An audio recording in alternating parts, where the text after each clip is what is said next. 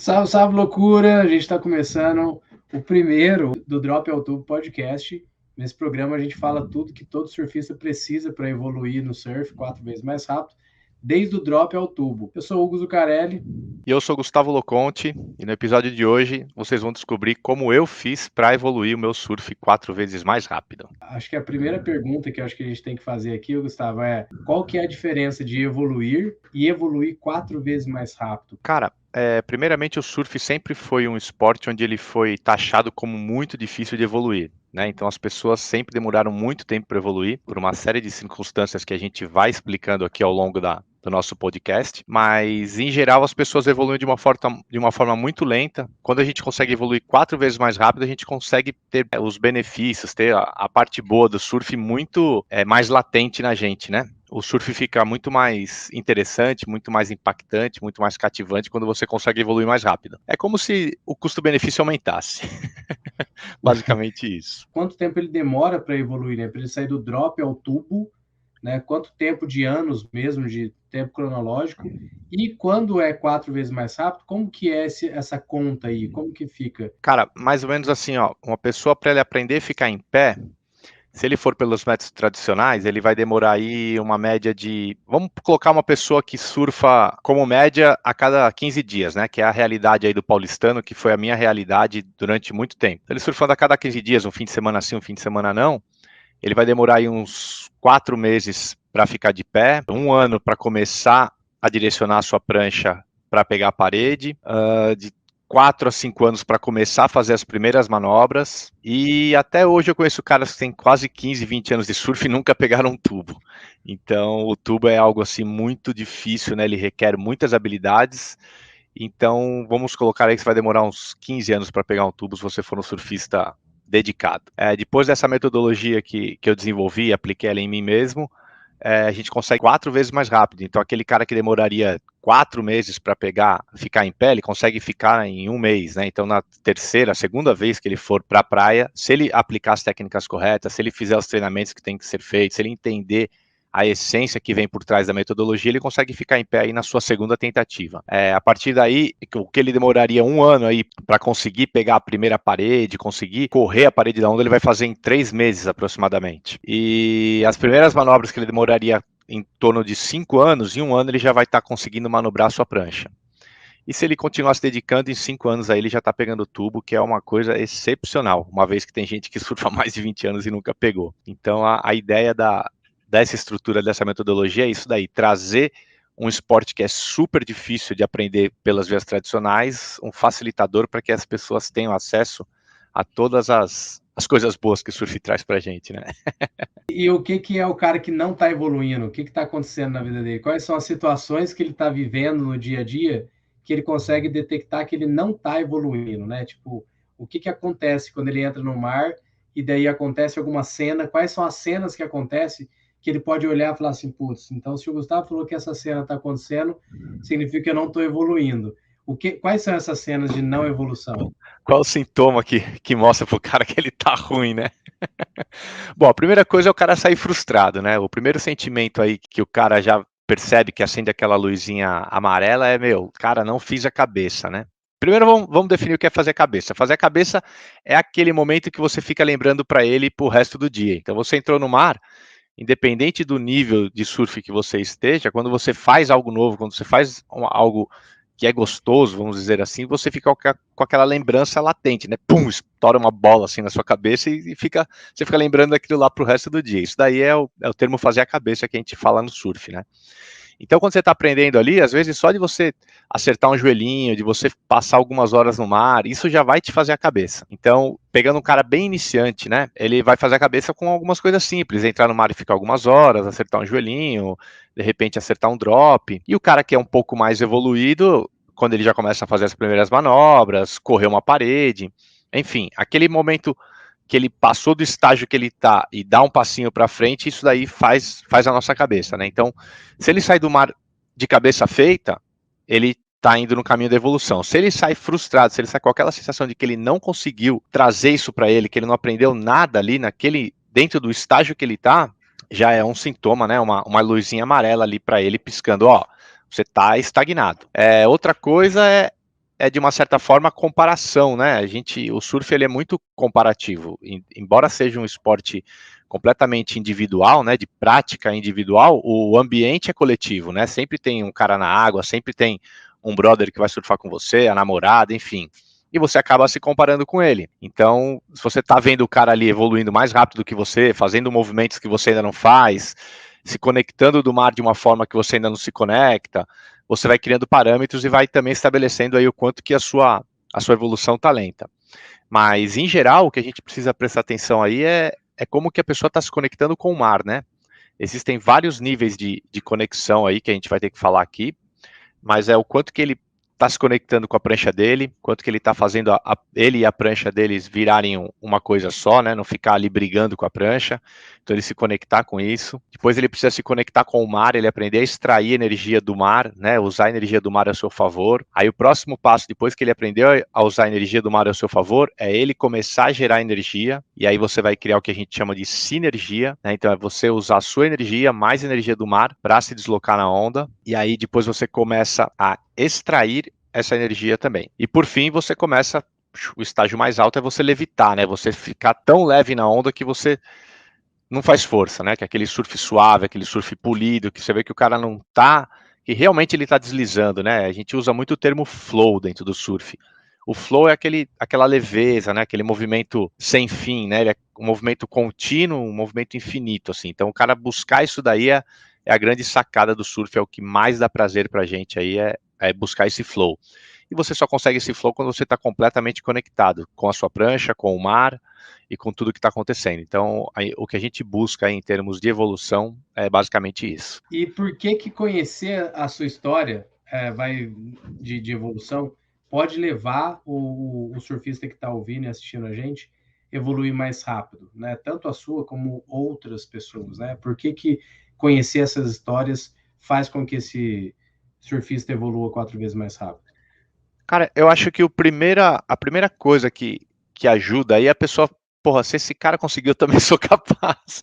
Porque eu tinha tudo para não conseguir, né? Pelo fato de morar longe da praia, pelo fato de não ter tanto contato, que é, né, as grandes crenças da galera é, pô, só vai surfar quando você for caiçara, você só vai surfar se você tiver uma casa na praia, se você for todo fim de semana. E eu fui contra essa regra aí. Então, mesmo morando em São Paulo, mesmo estudando, trabalhando, casado, com filho, as coisas foram acontecendo e o surf foi, né, crescendo aí dentro da minha vida e eu consegui me tornar um surfista avançado, e indo contra todas as regras e as condições. Então, se eu fui capaz, eu não tenho nada demais, eu não sou nenhum surfista excepcional, não sou nenhum grande gênio. Eu acho que quem estiver ouvindo aqui também vai conseguir se sentir capaz de viver isso daí na vida dele de uma forma saudável, gostosa e prazerosa, que é o surf. Como que você começou essa paixão pelo surf, o gosto, né? Da onde que veio o gosto e quando você começou, qual que era o seu maior sonho dentro do surf?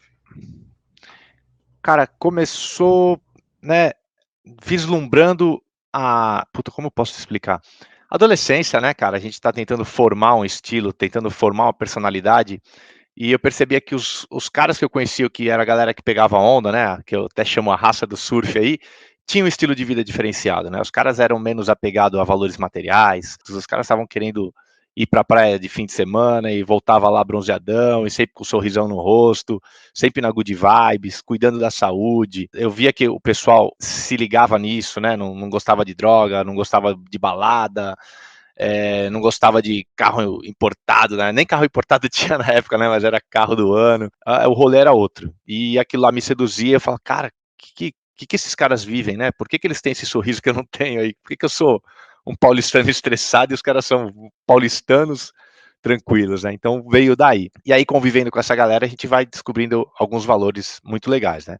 Mas o primeiro foi esse deslumbre aí de viver esse estilo de vida da galera da praia, da raça do surf mesmo. Para mim foi algo muito sedutor. Né, então os caras, eles tinham um estilo de vida bacana e era algo que me interessava, assim. Eu via, eu nada contra, pelo amor de Deus, sempre gostei de jogar futebol, mas o estilo de vida do cara que jogava futebol era outro. O estilo de vida do cara que nadava era outro. E o estilo de vida do cara que pegava onda era o mais legal. Então foi nesse sentido aí. E o que que naquele começo lá era o seu sonho, assim, de quando você começou a surfar e tal? Qual que era o seu maior sonho, seu maior objetivo como surfista? Cara, ficar de pé pra mim já seria tudo de bom.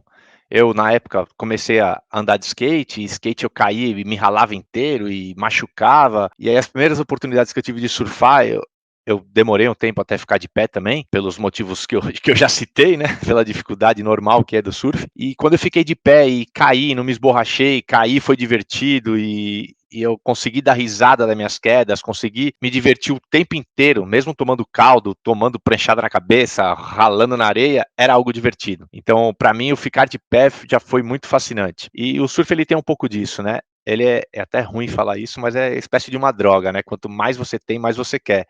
Porque você alcança um estágio, aí você já começa a deslumbrar o outro, e aí você começa a deslumbrar o outro, depois que você fica de pé, você quer pegar uma paredinha, depois que você pega a paredinha, você dá uma corrida na parede, depois você corre a parede, você quer fazer uma curva, aí o negócio é sem fim, cara. E aí você já tá lá no nível avançado, terceiro grau, e já quer ir pro nível pro, é altamente viciante mesmo. Na época, né, o que mais deslumbrava era ficar de pé e ser reconhecido como surfista, né? Das pessoas, esse cara é surfista, porque era algo que tinha um certo, como dizer, é difícil falar, qual que é a palavra? Não é reconhecimento, cara. Acho que é reconhecimento. Acho que cai bem o reconhecimento, assim, como surfista, assim. Acho que é isso. Muito bom. Qual foi a maior dificuldade assim, que você encontrou nesse processo de ser reconhecido, de evoluir no surf? Quais foram as barreiras que você encontrou? Pode citar. Primeiramente o preconceito, né? Preconceito da família, preconceito de amigos. Mas você vai surfar, cara? Você mora em São Paulo, como que você vai surfar? A primeira coisa é essa, cara. Mas você mora a 200 quilômetros da praia, você tá louco? Como que você vai surfar, meu?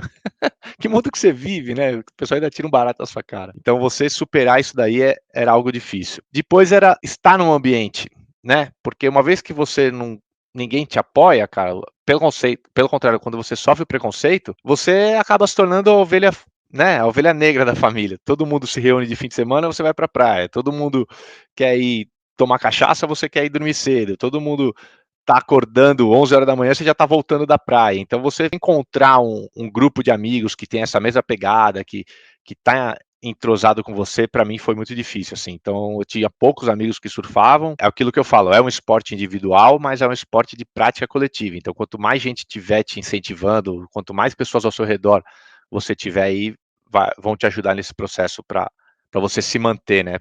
Para vencer esses obstáculos que é o preconceito, é a distância, é a dificuldade. O que você foi fazendo para romper essas dificuldades, para passar disso aí e isso deixar de te fazer mal e tal? O que foi as estratégias que você foi criando para romper esse desafio aí?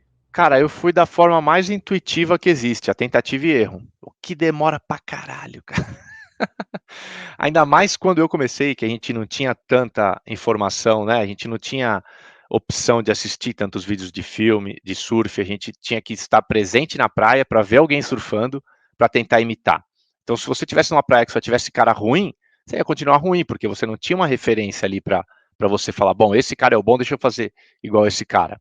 Então a gente assistia filmes de surf para tentar ver alguma coisa, mas também eram todas as cenas perfeitas, né? Um filme de surf, ninguém coloca o cara caindo, ninguém coloca o cara remando na onda errada. Então o cara só vinha na onda boa, o cara só mostrava a manobra que ele acertava.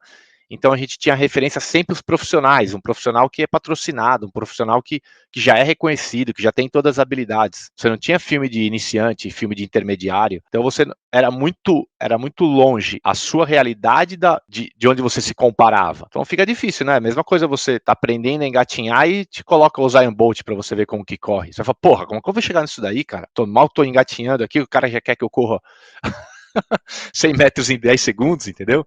Então era mais ou menos isso daí. Então a gente ia na tentativa e erro. Tenta isso aqui, errou. Tenta isso aqui, errou. Tenta isso aqui, errou. Tenta isso aqui, olha, deu certo. Puta, mas o que eu fiz? Puta, não sei. Mas deu certo. Vamos tentar de novo. Tenta de novo, errou. Tenta de novo, errou. Tenta de novo. Deu certo de novo. O que você fez? Puta, acho que eu fiz isso. Vamos tentar de novo. Então, você demora uma eternidade. Então, eu só fazia isso. Eu estava tão fissurado que aí uma das alternativas foi começar a estudar educação física, né? Então, eu falei, pô, peraí, o negócio é com o corpo humano, educação física ajuda a entender isso daí, deixa eu estudar educação física para tentar abrir um caminho a mais, né? Você entender do corpo humano. Todo mundo falava que surf era expressão corporal, né? Pô, surf é expressão corporal, o cara exprime suas emoções, o cara se fala com o mundo através do surf. Você é da educação física. Tem uma matéria dentro da educação física que chama biomecânica, que é a análise dos movimentos, né?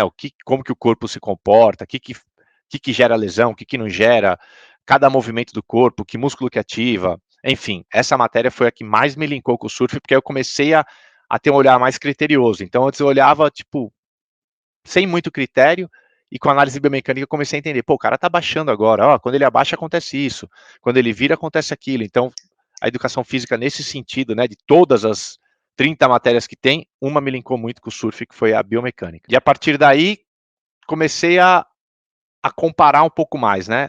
Nessa época já começaram a aparecer um pouco mais filmes de surf, na verdade, eu pegava os filmes que eu tinha, eu lembro que eu tinha 2, 3, deixa eu falar baixo aqui, videocassetes na época, quem não sabe o que é videocassete, era uma fitinha que você passava e rebobinava, e aí a gente assistia 40 vezes o mesmo filme e comecei a já aplicar algumas técnicas de biomecânica ali, já entender um pouco mais do surf, eu comecei a me comparar com a galera e comecei a ver onde que eu estava errando, mas não era suficiente, porque ao mesmo tempo que eu errava, eu ia lá tentar comparar e falar, cara, eu sei que eu estou errando, mas eu não consigo fazer o certo, né? Eu tinha criado o que a gente chama de vícios de movimento, né? De tanto você fazer errado, você fica bom em fazer errado. É impressionante a capacidade do ser humano de se adaptar. Até para ficar ruim, o ser humano é bom. Quando você faz a coisa errada, você fica bom em fazer errado mesmo. Tentativa e erro, tentando achar os nossos erros, tentando fazer as coisas acontecerem, mas os movimentos não se automatizavam, né? Eu tinha um movimento dentro da minha cabeça, o que eu precisava fazer, e a hora que eu ia fazer, eu fazia aquele movimento automático. E aí, falando com caras mais experientes, tal, o pessoal fala, cara, você tem que surfar onda perfeita. O problema do Brasil é que só tem onda ruim. Como que você vai aprender no mar ruim? Como você vai aprender a dirigir numa estrada de cascalho? Não dá, você tem que ir para asfalto lisinho, você pegar uma pista boa que vai te fazer evoluir. E hoje em dia isso é tão mentira, porque se fosse assim na Indonésia, que são as melhores ondas do mundo, teria os melhores surfistas do mundo, né? Pô, se os caras estão nas melhores ondas, os caras deveriam ser os melhores surfistas. E não é isso daí, né? Se você vê a elite aí, realmente os melhores não são os indonesianos. Mas enfim, comecei a procurar as ondas perfeitas, porque todo mundo falava que era isso, pô, onda perfeita é o que vai fazer você evoluir. Comecei a viajar pelo mundo, saí, rodei, cara, gastei dinheiro pra caramba, hein? Gastei tempo pra caramba, me diverti pra caramba e evoluí de uma certa forma, mas é uma evolução um pouco falsa, vamos dizer assim, porque a hora que você volta pro Brasil, a hora que você pega aquela condição menos boa, você percebe que não era você que estava evoluindo, era a onda que estava te ajudando. Então você mesmo evolui pouco. Você tem a sensação que chegando lá, surfando lá, você fala, caramba, eu tô surfando muito.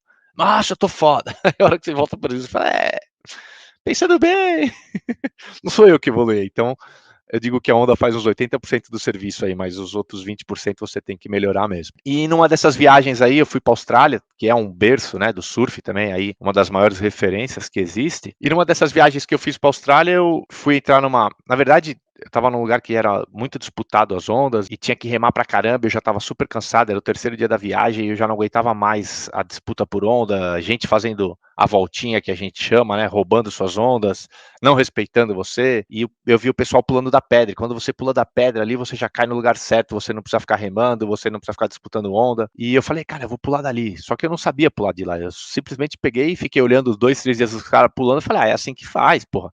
Aprendi tudo na vida por tentativa e erro, não vou aprender a pular de uma pedra por tentativa e erro. E a hora que eu fui pular, deu erro. E foi um erro que eu paguei bem caro, assim, eu me arrebentei inteiro, quebrei minha prancha, rasguei a orelha, fiquei internado 2 dias com água no pulmão, quase bati as botinhas, né, como se diz por aí. E isso daí me deixou afastado, cara, por 6 meses do surf, no mínimo, né, o cara falou, ó, são 6 meses sem entrar na água. Aí até você se recuperar tudo vai demorar mais um tempo. E isso foi meio desesperador, porque além de eu ter gasto uma puta grana pra Austrália, não ter aproveitado nada da trip, eu falei, cara, já tava difícil evoluir surfando a cada 15 dias, imagina se eu ficar 6 meses sem surfar, vou aprender, vou voltar do zero, né, cara? Tô fudido. Isso aí não vai dar certo. E aí eu tava em uma depressão, né, cara? Você vai fazer uma viagem, gasta uma puta grana, no terceiro dia você se machuca, tudo arregaçado. E aí um brother meu me deu um livro do Tej Burrow, que na época era um dos melhores surfistas da Austrália, que tem vários macetes nesse livro, cara. É impressionante, assim, o quanto que isso enriqueceu a minha trajetória. E depois que eu comecei a aplicar as técnicas que ensinavam naquele livro com as técnicas de biomecânica, né, aquela bagagem que eu já tinha desenvolvido na educação física, eu consegui entender que muita coisa do que eu precisava fazer, eu não precisava estar dentro da água para treinar. Então eu comecei a entender as manobras, né? Então antes eu ficava tentando fazer uma manobra tentando descobrir lá dentro do mar como fazer uma manobra, e com esse livro eu percebi que existe um passo a passo das manobras, e eu peguei esse passo a passo e trouxe ele para o chão, né? Porque ali eles mostram como que funciona dentro da água, mas a gente tem uma realidade que a gente não precisa esperar estar dentro da água para colocar esse movimento dentro da nossa cabeça, né, dentro da nossa mente, e desenvolvi uma série de outros exercícios para facilitar esses movimentos do passo a passo, de você entender a técnica, de você conseguir automatizar esses movimentos. E isso daí foi a grande virada da história aí, né? Desenvolvi algumas ferramentas também que me ajudaram nesse processo, fiz outras certificações, mas foi após esse acidente aí que eu voltei depois de 6 meses surfando melhor do que quando eu tinha parado. E aí depois eu evolui muito rápido, que eu falo aí que são as 4 vezes, né? E essas 4 vezes depois eu explico o porquê.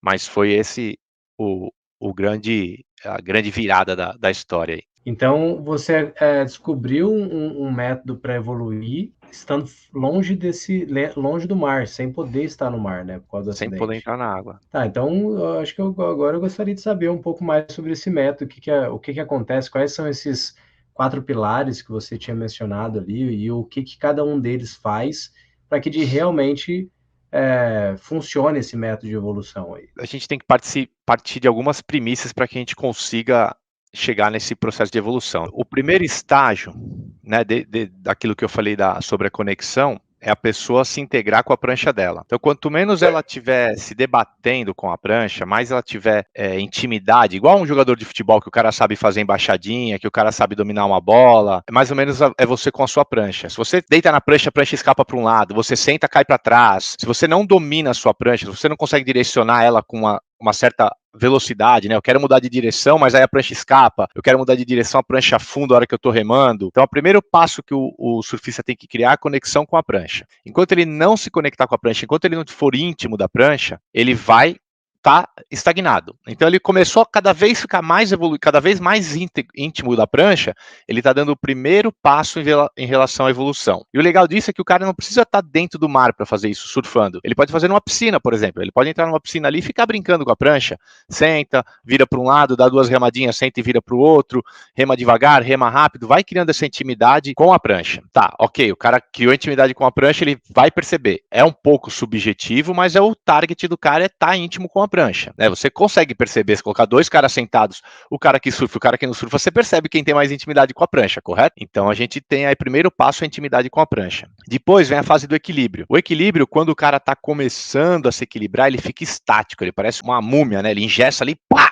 E ele fica ali que ele só quer permanecer a maior parte do tempo equilibrado. Então, aquele cara que ele sobe e ele já tenta se movimentar, ele vai cair muito mais rápido. Então, o primeiro estágio do equilíbrio é o equilíbrio estático, é o cara ficar paradão ali em cima da prancha. Então, ele vai ficar parado, engessado, vai só sentir a prancha deslizar e ele vai começar a ganhar as percepções. Cada movimento que ele fizer, o que isso pode acontecer? Depois que ele começou a ganhar o equilíbrio, ele começa a ficar meio estabanado. É até engraçado, porque o cara ele se mexe de uma forma mais reativa, ele não tem tanta intenção, ele vai reagindo. Então a onda mexe um pouquinho, ele vai desequilibrar, aí ele corrige aquele movimento. Então ele não tem movimentos intencionais, ele tem movimentos reativos. A próxima estágio, depois que o cara começa a controlar esses movimentos, ele tem intenção nesses movimentos. Ah, eu quero abaixar porque eu sei que quando eu abaixar eu faço isso. Eu quero virar o meu tronco porque eu sei que quando eu viro o meu tronco eu direciono a minha prancha para tal lado. Então vem lá, intimidade com a prancha, o equilíbrio, a reação, né? Você ser reativo, você conseguir corrigir as coisas que a onda te oferece e depois começa a gerar a intenção. E depois da intenção vem a premeditação. O que é a premeditação? É o nível mais alto de evolução do surf, que é quando o cara consegue pegando uma onda, a onda vem e fala, essa onda eu vou conseguir dropar, dar uma rasgada, igual numa jogada de xadrez, né? O jogo mais simples de xadrez eu jogo uma peça. O cara mais avançado, ele joga uma peça pensando na jogada 2. O cara mais avançado, ele joga na jogada 3, 4 e 5. Então, quanto mais você consegue premeditar ou visualizar o que aquela onda pode te oferecer, maior é o seu nível de habilidade. Isso daí requer anos, né, de prática. Mas também você consegue encurtar alguns caminhos, que é toda a nossa metodologia vem em cima disso, com leitura de onda, explicando para que serve cada movimento, que horas que eu devo aplicar cada movimento, e aí você consegue premeditar, porque é muito difícil você premeditar sobre uma coisa que você não sabe. Como você vai premeditar uma coisa que você nunca nem imaginou que pode vir a acontecer? Então, é esse o sentido mais subjetivo que seria do surf, tirando a subjetividade, na verdade, do surf, o cara tem que buscar isso. Primeiro, intimidade com a prancha. Depois, se equilibrar. Depois, parar de ser reativo, tentar ser mais intencional. E depois ele começar a premeditar as cenas. Ele não precisa viver aquilo, ele já consegue antecipar as jogadas que ele vai fazer, vamos dizer assim. O primeiro que eu chamo é o surf técnicas, então você entender, né, dentro daquilo que eu falei, o que é cada movimento do surf, por que você precisa ter intenção nesse movimento, qual é a sua intenção, para que eu preciso virar meu braço, para que eu preciso abaixar, para que eu preciso levantar. Então você precisa entender a técnica de cada movimento. Como eu falei, o surfista avançado, o surfista habilidoso é aquele que ele tem intenção no que ele está fazendo e ele tem premeditação. Quando ele começa a premeditar o que ele precisa fazer, ele está no nível avançado.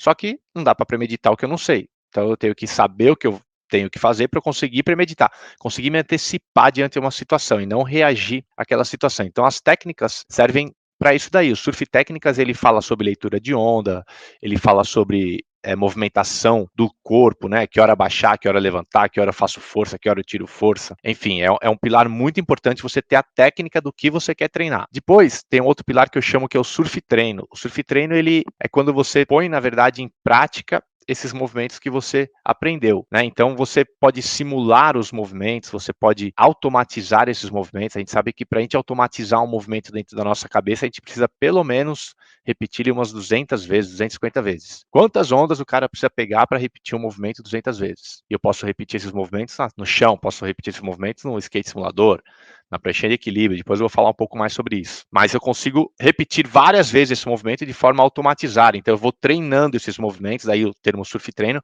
para que eu treine e tente automatizar esses movimentos. Porém, enquanto eu estiver treinando, eu vou ver que eu vou cometendo alguns erros, né? Então eu preciso analisar os movimentos que eu estou fazendo para ver se eu estou fazendo esse movimento correto, para não treinar com o movimento errado. Porque senão, como eu falei, eu vou ficar bom em fazer errado. Então, o surf análise, né? Você se analisar e você ter critério na sua análise e conseguir ver onde estão os erros é fundamental para que você consiga treinar da forma correta. Então, eu sei que eu estou errando isso aqui, então deixa eu fazer um movimento para corrigir isso. E dentro dessa surf análise, a gente consegue identificar alguns padrões de movimentos errados, alguns padrões de movimentos corretos e trazer soluções para esses movimentos. Você que está fazendo o braço que era para vir por aqui, o braço está vindo por aqui, vamos criar um exercício para que te induz a fazer esse movimento. Então, isso daí, a surf análise, ela vem nesse sentido. E o último pilar que eu chamo o surf mindset, daqui dentro da sua cabeça, né? Você conseguir usar o seu cérebro ao seu favor, porque geralmente a gente se sabota, a gente se distrai, a gente não está presente, né, nas coisas que a gente está fazendo, são tantas tarefas, são tantas distrações dentro do nosso dia a dia que a gente perde o poder da nossa mente para usar ela a favor do nosso surf. Então, o surf mindset é você conseguir se manter focado, você conseguir estar presente, você conseguir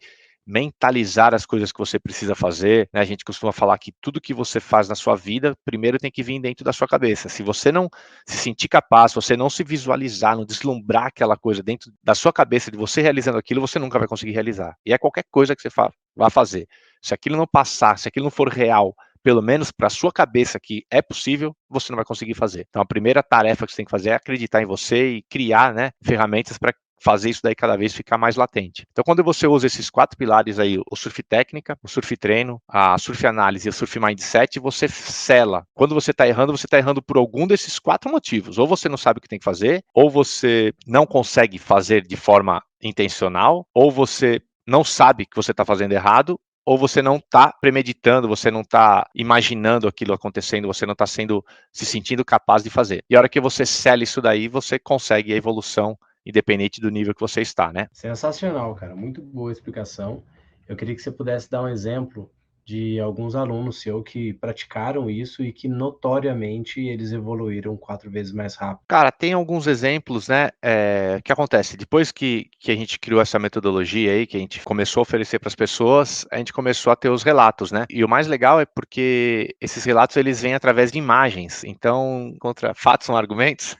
A hora que você vê o cara tentando fazer um movimento, ele não consegue, e depois ele te manda uma imagem ele fazendo aquele movimento, cara, o cara não precisa falar nada, você tá vendo ali, tá na sua cara, fica muito nítido, né? A Maria Clara foi uma aluna que tinha muita dificuldade para dropar, então eu via, ela me mandou algumas imagens e ela dropava, cara, com o quadril super alto, a hora que ela ia ficar de pé, ela se desequilibrava e caía toda hora.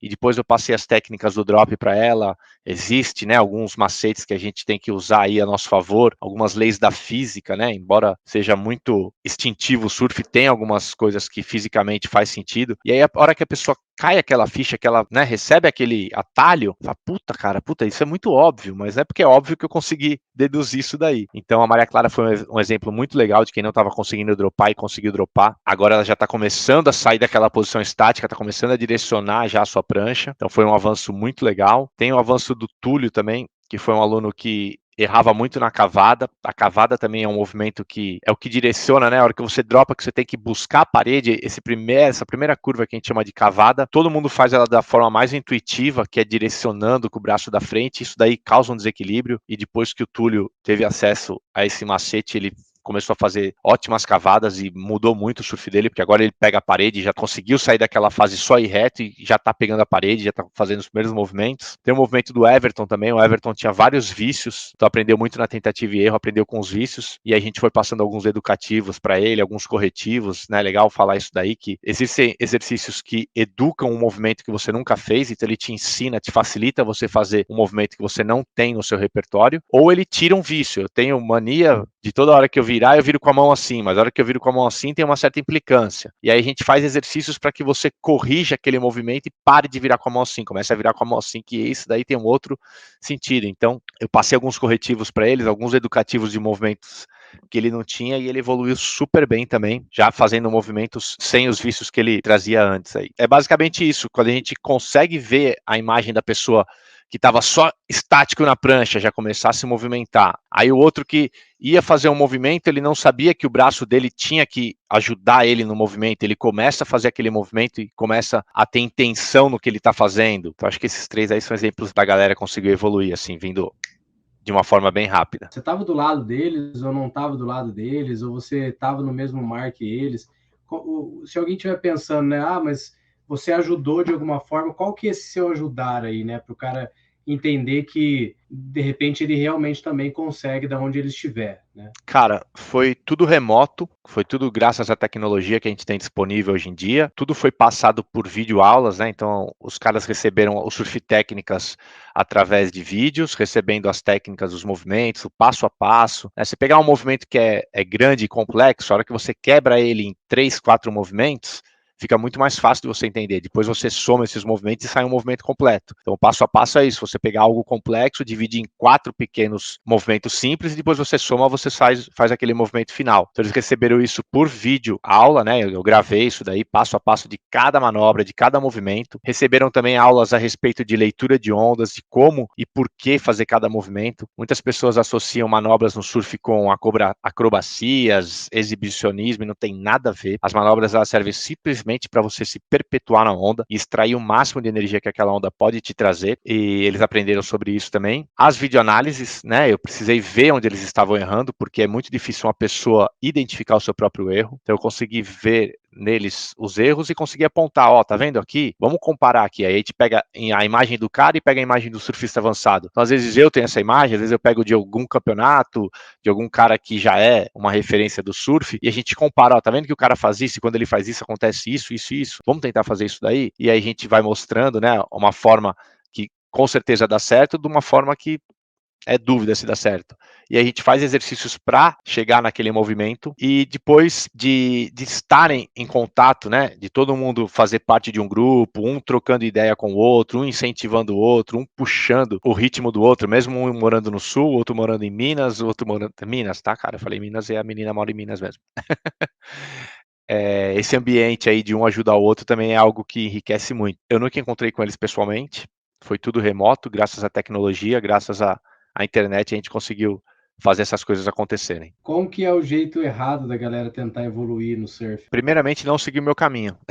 não ir na tentativa e erro. Vai no que é certo, né? Não fica querendo reinventar a roda, cara. Alguém já gastou tempo lá pensando, já quebrou a cabeça. Não vai querer você reinventar a roda. Aproveita o flow. Primeiro entenda que nível de surf que você tá, quais níveis de habilidade você precisa estar fazendo, né? Existe uma progressão: engatinhar, andar e correr. Não dá para você sair correndo se você ainda está engatinhando. Então você tem que saber que nível que você está e qual que é o próximo estágio seguinte ao nível que você está, para você não pular etapas. É ficar pulando etapas, né? Ficar tentando evoluir sem saber para que lado tem que ir, é perda de tempo, né? Sabe aquela história, para quem está perdido, qualquer lugar serve? Se você não sabe para onde você quer ir, a chance de você ir para algum lugar errado é muito grande, né? Ou ao contrário, a chance de você ir para qualquer lugar dá certo também. Mas enfim, é você saber o seu nível de surf e o que você tem que fazer. Então é saber as técnicas de surf, né? Saber quais movimentos cada fase, cada nível do surf implica. Se ver surfando, né? Se ver treinando. Você não consegue fazer uma imagem de surf, vai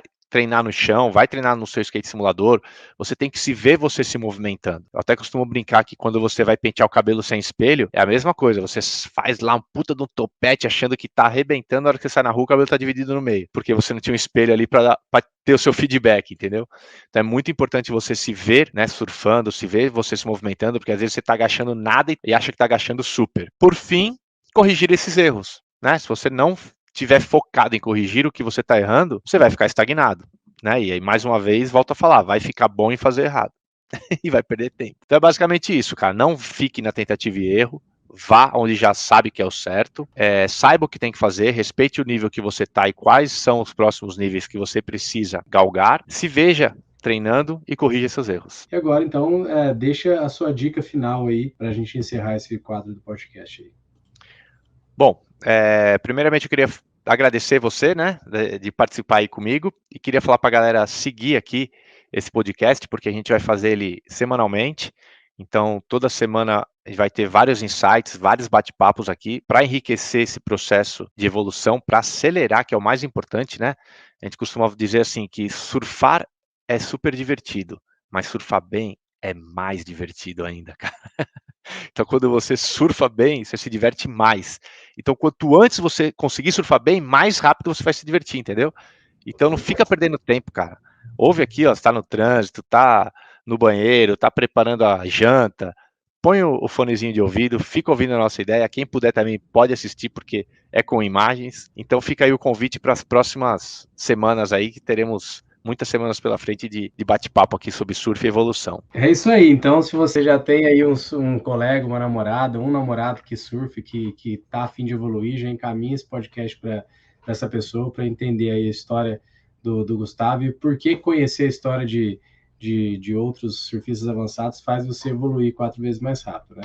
Então, esse é o do Drop ao Tubo podcast, onde que a gente fala tudo que todo surfista precisa saber para evoluir 4 vezes mais rápido, saindo do drop até o tubo, independente de qual nível você esteja, né? Aqui é o que a gente vai discutir sobre isso.